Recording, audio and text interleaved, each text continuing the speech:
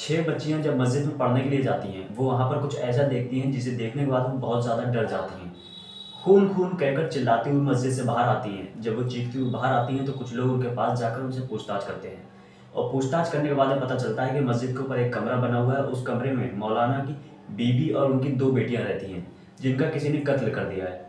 ये खबर social media पे बहुत ज़्यादा वायरल हो जाती है, जिसमें बताया जाता है कि मस्जिद के अंदर मौलाना की बीवी और उनकी 2 बेटियों को किसी ने जान से मार दिया है। किसने मारा है, क्यों मारा है, ये जानने से पहले ही लोग अपने मन में सोच लेते हैं कि मस्जिद के अंदर मौलाना की बीवी और बेटियों को मारा है, ज़रूर किसी हिंदू ने ही मारा होगा। लेकिन जब सबको पता चलता है कि मौलाना की बीवी और उनकी दोनों बेटियों को किसने मारा है और क्यों मारा है, और ये सुनने के बाद सब हैरान हो जाते हैं। क्या है पूरा मामला, आज की इस वीडियो में जानने की कोशिश करेंगे। वीडियो के अंत तक जरूर जुड़े रहें। आदाब दोस्तों, मैं इसरत अली और आज की जो सच्ची कहानी मैं आपको सुनाने जा रहा हूँ वो है उत्तर प्रदेश के जिला बागपत की। एक मौलाना है जिनका नाम इब्राहिम होता है। आज से 3 साल पहले इनकी शादी इसराना नाम की एक महिला से होती है जिसकी उम्र 30 साल है। इनकी 2 बेटियां भी होती हैं जिसमें से एक की उम्र होती है 5 साल और उसका नाम सोफिया होता है। एक और बेटी होती है जो कि 2 साल की होती है और उसका नाम सुमैया होता है। बागपत जिले के गांगनौली गांव में एक मस्जिद है जिसका नाम है शेखों वाली बड़ी मस्जिद। इस मस्जिद के ऊपर एक कमरा बना हुआ है जहां मौलाना अपने पूरे परिवार के साथ रहते थे। मौलाना इब्राहिम मस्जिद में लोगों को नमाज पढ़ाते थे और नमाज के बाद बच्चों को पढ़ाने का काम करते थे। एक दिन मौलाना के पास बुलावा आता है और उस बुलावे में लिखा होता है कि देवबंद मदरसे में अफगानिस्तान के विदेश मंत्री आ रहे हैं और तुम्हें भी वहां पर आना है। देवबंद मदरसे में अफगानिस्तान के विदेश मंत्री मिलने आ रहे हैं। ये बात सुनने के बाद में मौलाना इब्राहिम भी वहां पर चले जाते हैं और जब मौलाना देवबंद मदरसे में होते हैं तब उनके पास फ़ोन करा जाता है और उनसे कहा जाता है आप जहाँ भी हो वापस आ जाओ, आपकी बीवी और दोनों बेटियों को किसी ने जान से मार दिया। जब मौलाना कहीं चले जाते थे तो उनकी बीवी बच्चों को उर्दू पढ़ाती थी। 11 अक्टूबर का दिन था जब मौलाना देवबंद मदरसे गए हुए थे। तब 6 बच्चियां मस्जिद में पढ़ने के लिए जाती हैं। जब वो ऊपर कमरे में जाकर गेट खटखटाती हैं तो कोई गेट नहीं खोलता है। तब बच्चियों के मन में ख्याल आता है क्यों ना हम पीछे के रास्ते से जाएं। और जब वो पीछे के रास्ते से कमरे के अंदर जाती हैं तो वो देखती हैं कि मौलाना की बीवी और उनकी दोनों बच्चियाँ खून से लथपथ हैं। ये देखने के बाद वो बहुत ज़्यादा डर जाती हैं और खून खून कहकर चिल्लाती हुई मस्जिद से बाहर आती हैं। उनकी चीखों की आवाज़ सुनने के बाद में कुछ लोग वहाँ पर आते हैं और उनसे पूछते हैं। उन बच्चियों में से एक समझदार बच्ची होती है जो बताती है कि हम ऊपर गए थे और हमने ऐसा देखा। जिसके बाद पूरे इलाके में धीरे धीरे यह खबर फैल जाती है और वहाँ पर भीड़ लगने लगती है। तभी उनमें से एक शख्स 112 नंबर को डायल करके पुलिस को इस बात की सूचना देता है।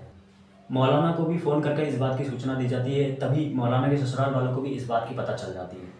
इसी बीच एक FIR दर्ज हो गई थी जिसमें बताया गया था कि मौलाना ने ही अपनी बीवी और दोनों बच्चियों को मारा है या किसी से मरवाया है। मस्जिद के अंदर मौलाना की बीवी और उनकी 2 बेटियों को किसी ने मार दिया है, ये देखकर पब्लिक में गुस्सा भर जाता है। और जब पुलिस वहां पर पहुंचती है तो पब्लिक उनके ऊपर ऐसे टूट पड़ती है जैसे कि पुलिस वालों ने ही मौलाना की बीवी और बच्चियों को मारा है।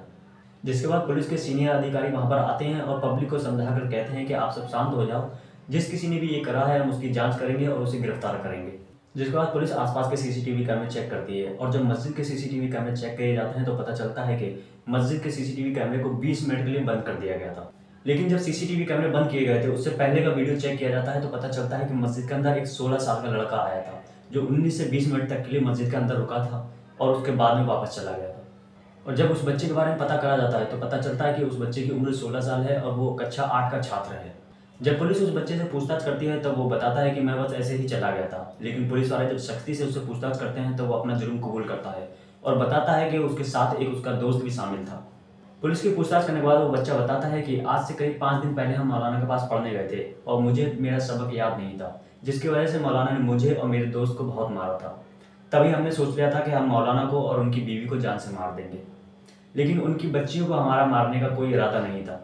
जब मौलाना देवबंद मदरसे चले जाते हैं तो वो दोनों बच्चे सोच लेते हैं कि यही मौका है, हमें अपने प्लान को अंजाम देना चाहिए। जिसके बाद वो दोनों बच्चे उस मदरसे के अंदर जाते हैं और उस CCTV कैमरे को बंद कर देते हैं। वो दोनों मस्जिद के अंदर जाते हैं और पहले CCTV कैमरा बंद कर देते हैं। जिसके बाद में वो एक वसूली उठाते हैं और वसूली उठाने के बाद में वो मस्जिद के ऊपर बने कमरे के अंदर जाते हैं और उनकी बीवी के ऊपर जोरदार हथियार से वार कर देते हैं। मौलाना की बीवी कुछ समझ पाती उससे पहले ही जो 16 साल का लड़का था वो वसूली से मौलाना की बीवी के ऊपर हमला कर देता है और जो 14 साल का लड़का होता है वो किचन में से एक छुरी उठाकर लाता है और उनको दोनों बच्चियों को मार देता है। कुछ इस तरह से मौलाना की मार से नाराज होकर बच्चों ने उनकी बीवी और दोनों बच्चियों को जान से मार दिया। फिलहाल पुलिस ने दोनों आरोपियों को गिरफ्तार कर लिया है और 6 घंटे के अंदर ही इस केस का खुलासा कर दिया है। वहीं मौलाना का रो रो का बुरा हाल है और उनका कुछ ऐसा हाल हो गया है जैसे उनकी पूरी दुनिया ही उजड़ गई हो। ये पूरी कहानी जो मैंने आपको सुनाई है ये मीडिया रिपोर्ट्स के अनुसार है और इस कहानी को सुनाने का मकसद किसी का दिल दुखाना या किसी को परेशान करना नहीं है, बल्कि आप सबको जागरूक करना और सावधान करना है। फिर मिलेंगे किसी दूसरी वीडियो में, तब तक अपना और अपनों का ख्याल रखें।